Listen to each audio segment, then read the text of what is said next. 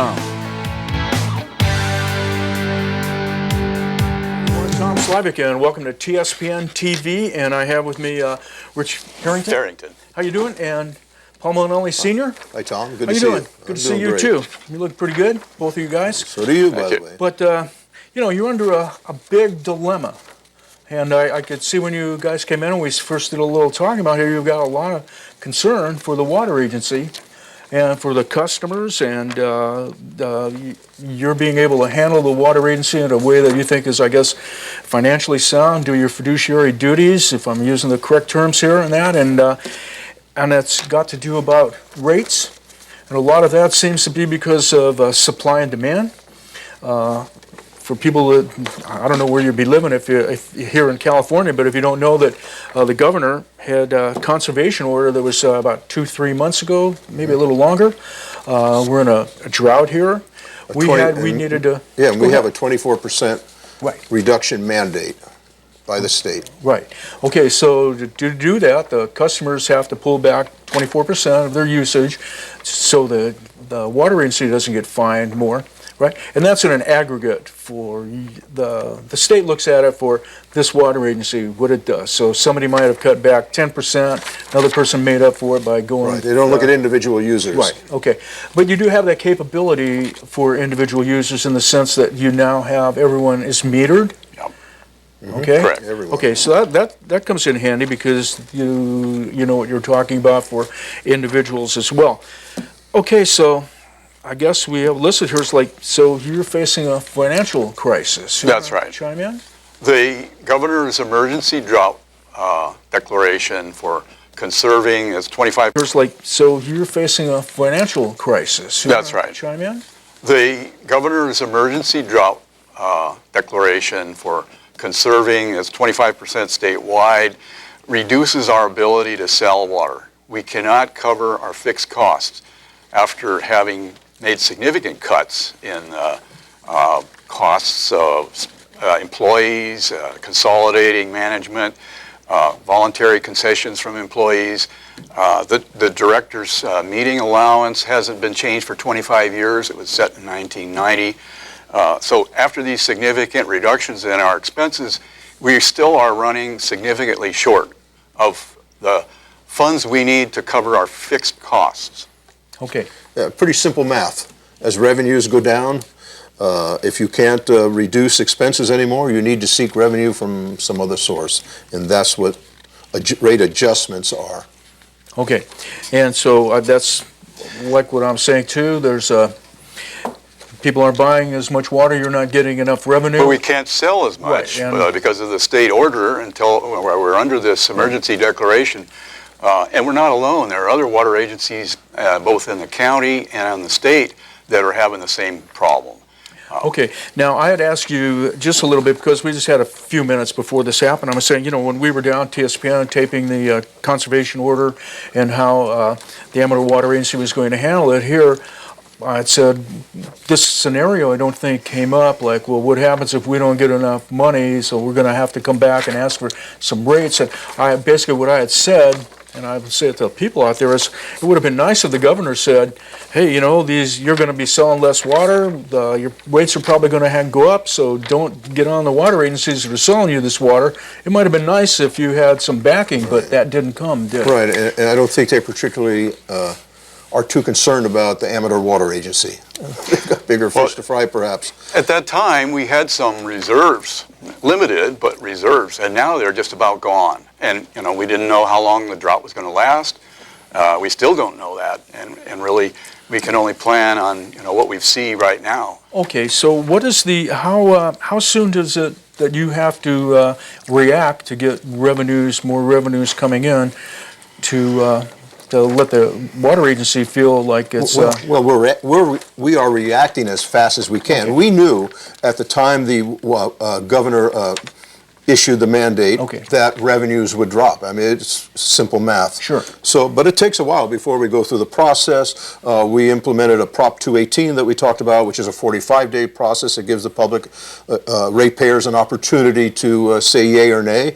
And as we talked about earlier, 7,000 letters were sent out, and only 91 or 94 people objected to it. So the public on the whole, our users support the water agencies. They understand what's going on. Okay, let me, Well, can I just clarify? Sure. The proposal that Paul was referring to is a proposal for a temporary surcharge on water only. Exactly. Until the governor lifts this mandatory emergency order for conservation. okay, let me see if I can clear some of this maybe up for our viewers. A lot of our viewers are like me.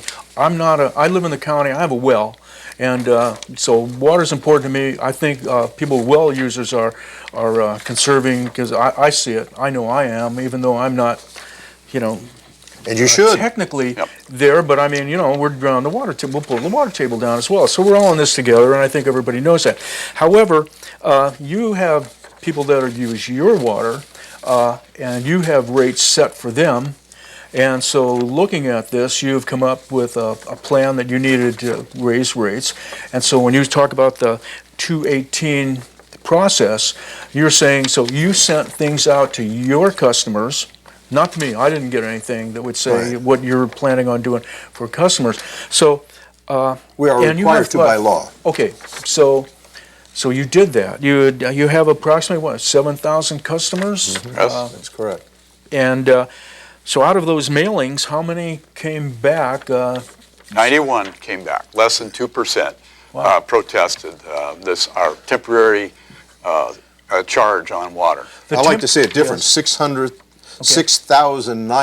6,909 people supports and understands what the agency is doing. Right, when you say only 2% came back, that leaves 98%, which is like a fantastic, I mean, a They know. majority. They know what we're up against. Oh, all right, so they do. And what is the, how much money are you talking about here to add to a bill, Paul? Well, add to a bill, I mean, it really depends on Okay. what you use. But if a person is conserving 25%, like we've asked them to do, Okay.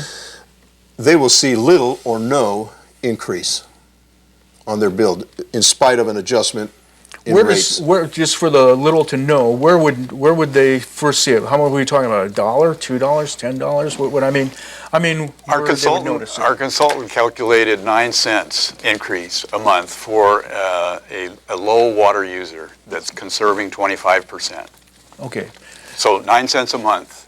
It And- could be up to, and then if people don't conserve, they're going to pay more. I don't know, $5, $10, But is potentially more. Okay, maybe to clarify this just a little bit more for me, would this be like on 100 gallons, maybe make it 1,000 or a bigger number?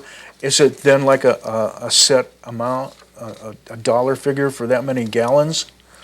The charge is by the quantity of water used. That's what I mean. And so, but I think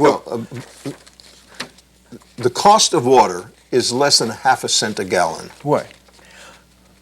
So it's very cheap. Okay, I guess just where I was coming from, and maybe it might be too hard to follow. It would be like, you could be a family of 10, conserving 24%, and you're going to use, I don't know, I'll just pick a number out of the hat, 1,000 gallons, and so you're going to go up maybe, I don't know, X number, and a person that's only 2 that's using 100 or 200 gallons. Right, you won't see much with one at all. But I'm comparing it to the previous water bill.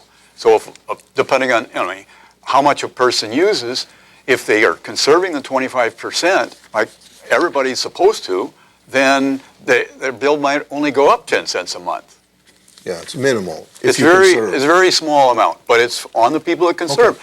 If they do not conserve, they're going to pay. Okay, but quite a that bit small more. amount, I guess, times 7,000 users is enough to start for you to feel the decline. Well, Excuse me, you can't look at it just in terms of a household. There are commercial accounts that use a lot of Okay, water. all right. We wholesale water to the city of Jackson, to the city of Plymouth. Okay. You can't Well, just good. look I'm at glad it. you're fleshing it out here. Yeah. Okay. That's a What good- we're good plan talking word about there, here, yeah. all right?